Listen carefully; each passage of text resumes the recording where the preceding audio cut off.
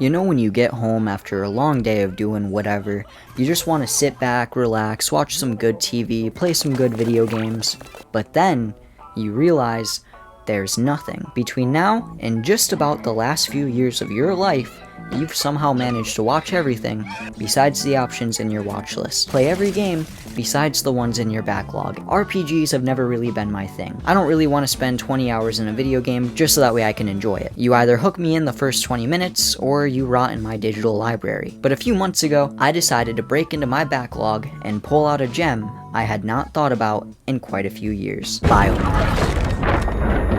Biomutant was essentially my first real introduction to the RPG category.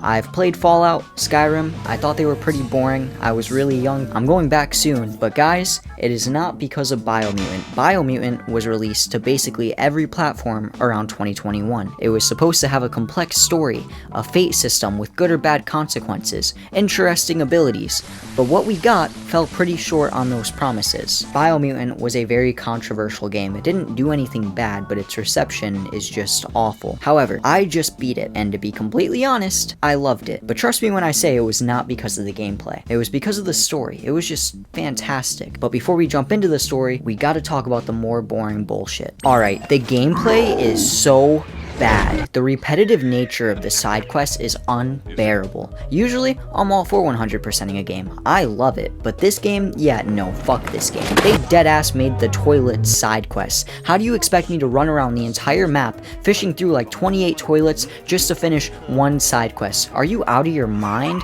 There are so many more side quests than main quests, it drove me insane. Mainly because the characters are so boring. They hardly have any depth. I did not get attached to a single one. I didn't care when they died. It was just stupid. These animals are one-dimensional. There isn't a whole lot going on with them, if I'm being completely honest. I don't recommend wasting your time on any of these side missions. They just aren't worth it. Another reason is the loot. About 20 hours in, I realized, I've done like 50 of these side quests, and I have not found any good loot. And this is all due to the crafting system. The one that was supposed to be extremely convoluted, yeah, well, it is extremely fucking flawed. I crafted a really good heavy weapon right at the beginning of the game, and I basically did not need to change my weapon for the rest of the game. I beat the final boss with that weapon. One of the biggest gameplay mechanics are the elements. Each town, or even entire biome, is surrounded by some sort of elemental issue, whether that's fire or radiation. These areas are fucked up, and the enemies match these conditions. By the way, the enemies are super cool. What the hell is even that? I'm not complaining about them. I know they're a little bit repetitive, but it really all depends on how long you played the game for. So they made weapons that would be stronger or weaker on these enemies, right? False. But it hardly makes a difference. You really don't have to worry about it. I basically used the same hammer throughout the entire game. I was a-okay. I would just update it every few hours with whatever craft pieces I got from the last few quests, which, by the way, I basically never had to do because I never found any good loot. And the same goes for armor, alright? Or in my experience, the clothes. The stats are pretty straightforward. You'll end up looking pretty weird if you're just going for max stats like I did. I look pretty funky.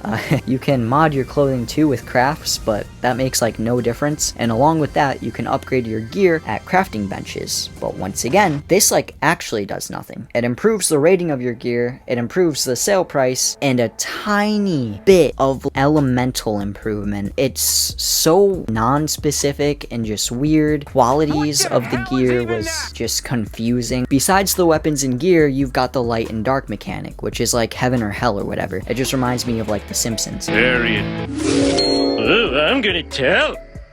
No, we're in it together. Anyway, you have to choose your options throughout each dialogue sequence. Your choices will supposedly alter the story. Don't worry though, they don't. I also figured out the light answer will always be on the right side, and the dark answer will always be on the left, so you never actually have to worry about choosing the wrong answer. They don't specifically tell you, but it kills me that they did this. But either way, this only changes one thing. your psi powers. These powers are actually really cool. So that was a fucking lie. But there aren't enough. I don't like a little more than half, so yeah, that's literally all I have to say about it. You also have your Wung Fu. These are new combos that will improve your combat scenes because the combat is oh so repetitive. The only thing that saves it are the awesome powers and the cinematography. I'll never understand how they pulled this off so well. Each fight always looks so beautiful, and I somehow always know what's going on, which if you're anything like me, as soon as there's more than 2 enemies, I'm shooting my teammate. there's no chance. I thought the world could have been a lot smaller too. It doesn't really feel extraordinary. I look around and I just see a lot of world with nothing going on. Kind of just reminds me of real life. It's pretty boring. A lot of the time you're just riding around on your mount, which is probably one of the only good parts of the gameplay. Throughout your journey you'll find all sorts of different mounts. My favorite is personally the Putin goat, but besides that all of the vehicles are pretty decent. The mount is your first, but then you'll find the Mechtin. This thing is fucking awesome, but you can only use it in like 2 parts of the map, so have fun using it for 10 minutes. A little while after that, you'll unlock the Goog Slide. This is just a jet ski, but once again it works really well. You can't crash onto land, but it also can't work in most of the map, so it's also relatively useless. And then you've got the Mecha Fingero, which is just as artistic as it sounds. It's a massive mechanical hand that's painted like copper. It is insane, and it's even a fucking gun. That's so cool, but it really creeps me out, so I've only used it like twice. Then you've got the Pee-wee Gargantua. Not gonna lie to you, I did not unlock this. Then you've got the Bat Nam Nam. It's just a bat, lets you fly around. I didn't get this either. But finally, we've got the Octopod, and this thing is so much fun to use. You use it for like the final boss fight, and it is so cool. It's just a submarine themed like an octopus, but I just love the amount of detail the devs packed into each of these vehicles. And even the world itself, as much as I've complained, this game is fucking awesome. Which brings us to our journey. Before our journey can truly begin, we have to go over toxanol. You see, before the world ended, toxanol was the biggest mining industry, and they produced way too much toxic waste while doing it. When they first started, they would just dump the waste in landfills, but after just a few years, they ran out of room, so they dumped it all into the water. And they figured it would just disintegrate, disappear, but it didn't. Eventually, it mutated the animals. It caused them to be extremely aggressive, and it spread like wildfire. Civilians started to notice the toxins even contaminating the ground it touched. But nobody cared. Nobody respected the environment anymore. All they cared about was getting off Earth. Buildings began crumbling due to the radiation, and the world as they knew it ended. During all of this chaos, Toxanol already knew the world was far too gone. Maybe they even planned on it. They estimated it wouldn't be much longer before the planet was completely unsalvageable, so they constructed ships called arcs. They saved themselves and just left Earth to die. But it didn't. The Earth flourished with the toxins. It somehow healed itself. During the Earth's change, a random tree in the middle of New World mutated, and it became massive. The Biomutants call this tree the Tree of Light, and they believe that if the tree dies, the world itself will die with it. As most protagonists, you did not start off a badass. You grew up in a village. You were raised to fight back when they were focused on a different threat. A tribe killer named Lupa Lupin would travel the lands and kill off entire tribes with just his small army. One day, he finally hit your village. It took him no time at all to destroy everything and basically kill everyone, including your mother. You barely escaped, and now you've been on a journey to find Lupa Lupin and kill him. However, Lupa Lupin isn't the only threat to the different tribes around New World. There are massive monsters known as worldeaters, and they're eating the Tree of Life.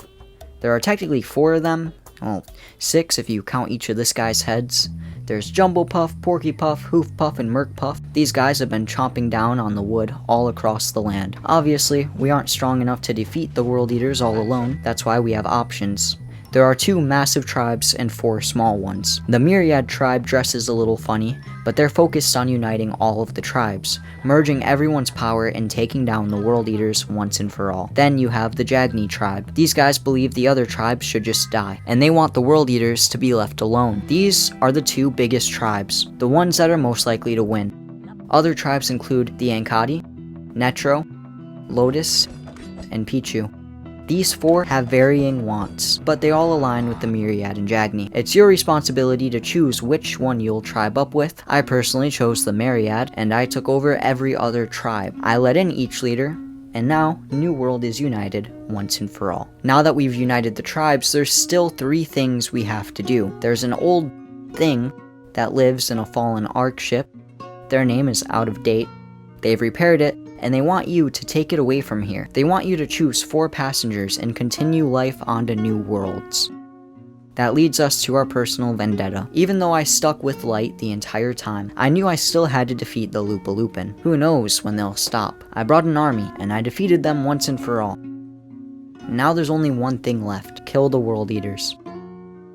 But that doesn't mean your journey is done. We still have to leave. You board the Ark with your 4 chosen survivors, and you just dip out a new world once and for all. So like, is there gonna be a sequel, or did I just do this for nothing?